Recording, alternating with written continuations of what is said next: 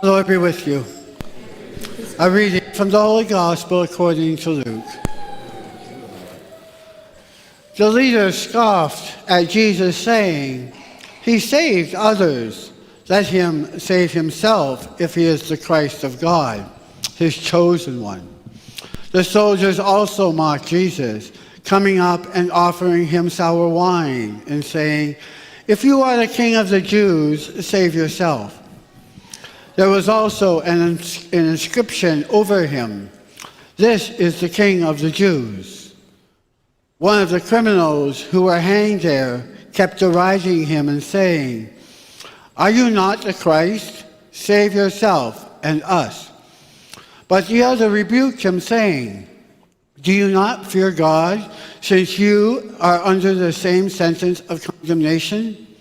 And we indeed have been condemned justly, for we are getting what we deserve for our deeds. But this man has done nothing wrong." Then he said, "Jesus, remember me when you come into your kingdom." Jesus replied, "Truly I tell you, today you will be with me in paradise." The Gospel of the Lord.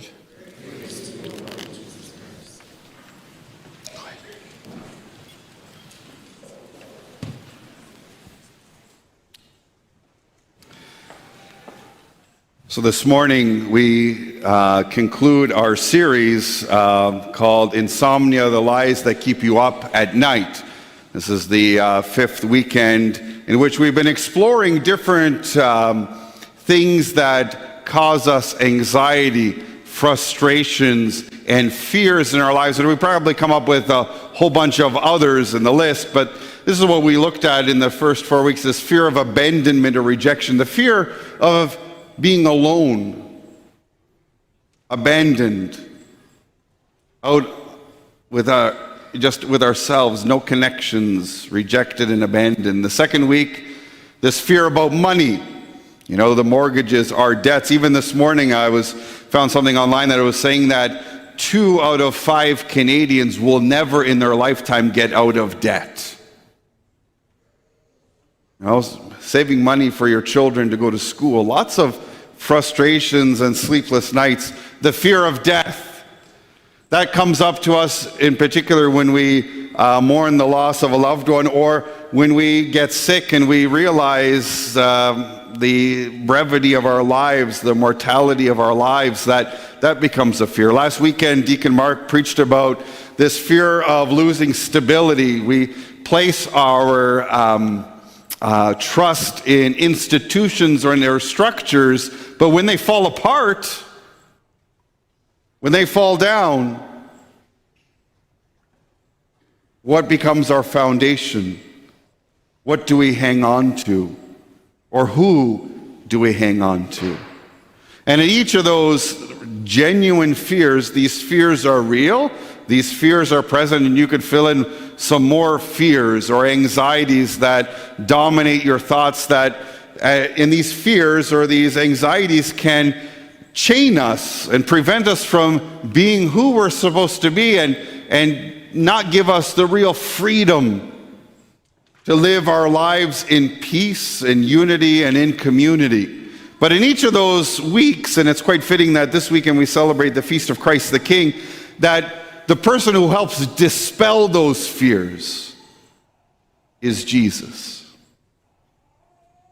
Might not take them away, but will allow us to have perspective, courage, and perseverance to get through those, and puts them in their proper place, because ultimately all things are held in Christ. And we hear this in the second reading from Paul's letter to the Colossians, which is a great reminder to us, as he says, all things have been created through him and for him.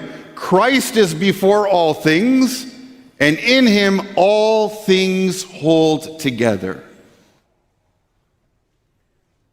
So when we're afraid, when we feel abandoned, when we feel trapped, when we feel overwhelmed, we have someone to turn to.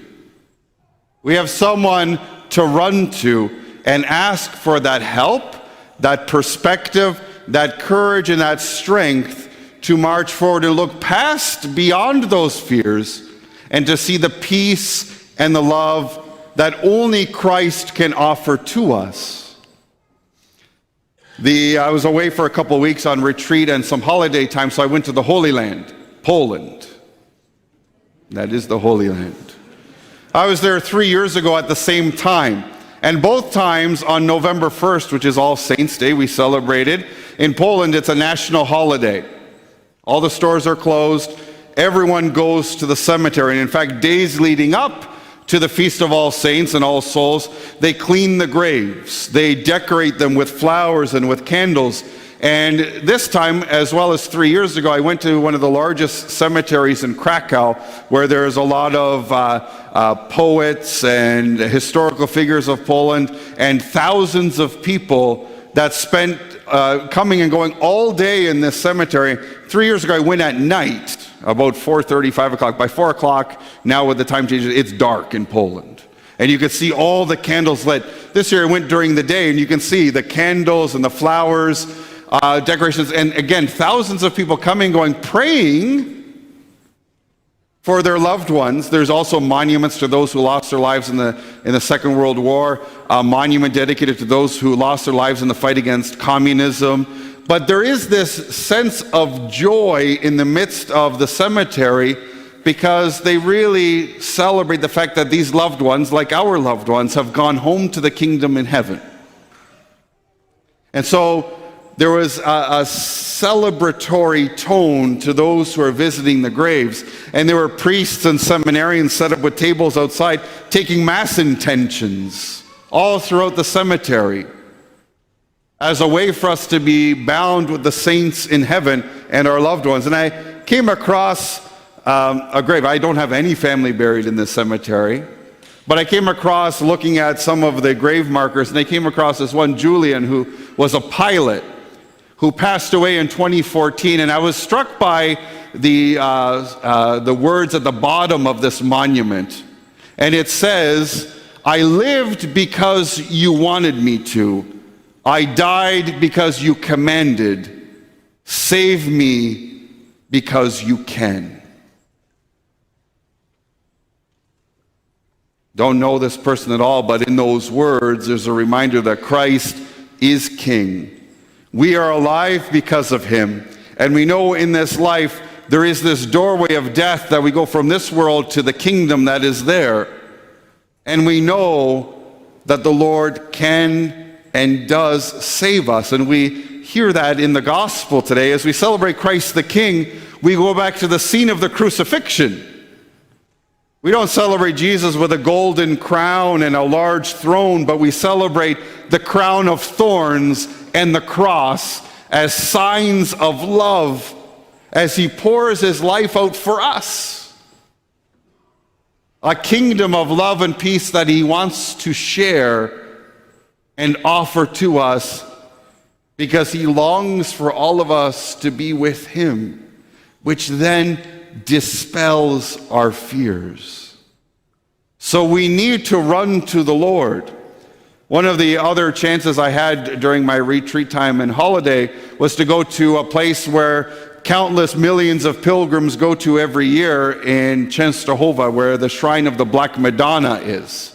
And it's an icon of Mary and the infant Jesus, and it's a miraculous icon. There's miracles attributed to it, but it's a small chapel, and it's a pilgrimage. It's been around for over 800 years, this shrine.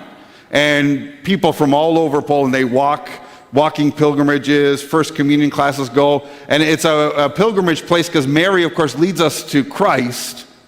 And they come for Thanksgiving, they come for hope. They go to the altar asking for God's grace. Well, during my journey I was looking to be able to celebrate masses in different places. And so with the help of Google Translator and my knowledge of Polish, I was able through email to arrange different places to celebrate Mass. One of the places I asked for, which was a long shot, I asked for being able to celebrate Mass in this chapel.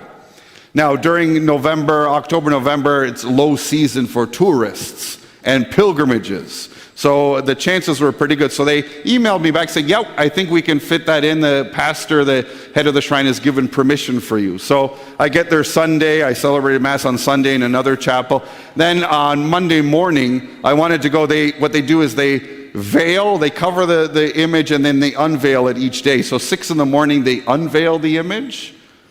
And they have masses there, devotions, people come and pray all the time. And then at the end of the day, they veil, and there's trumpets and drums. It's a very powerful thing. So I wanted to get there early to see the unveiling and to be able to spend some time in prayer. And on the outside at the shrine, in a couple places, they have this digital board that gives you the schedule for the day. And so I was wondering, going, geez, I wonder if the Mass I asked for is there. And so, about 5:45 in the morning, I see 8:45, Holy Mass, Canada. I had the weight of the entire nation on my shoulders. I felt like I was on the Olympic hockey team for Team Canada. I said, look, Canada has come to celebrate Mass. And so we did. We were able to celebrate Mass, just 2 of us in this chapel celebrating Mass in English. There were a couple other people praying, and of course, Polish weren't quite following along, but it was a great opportunity to celebrate Mass in that place. Because when we go to the Lord, as we come here today, He dispels our fears and reminds us, as He reminded the criminal on the cross, truly I tell you, today you will be with me in paradise. Jesus offered peace to the repentant thief.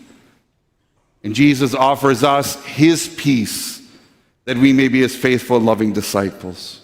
So as we continue in this Mass and we celebrate baptisms, we end this message series on those fears that kind of take hold of us. How do we dispel those? But we run to Christ. We run to Him at the cross.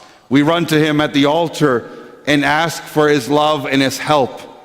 And He reminds us that we belong to Him. And we hopefully, as those faithful disciples, we live that out each day. And there's some ideas in the Shield this weekend that I wrote for this last session of our message series. Run to Him. Christ will offer us His peace.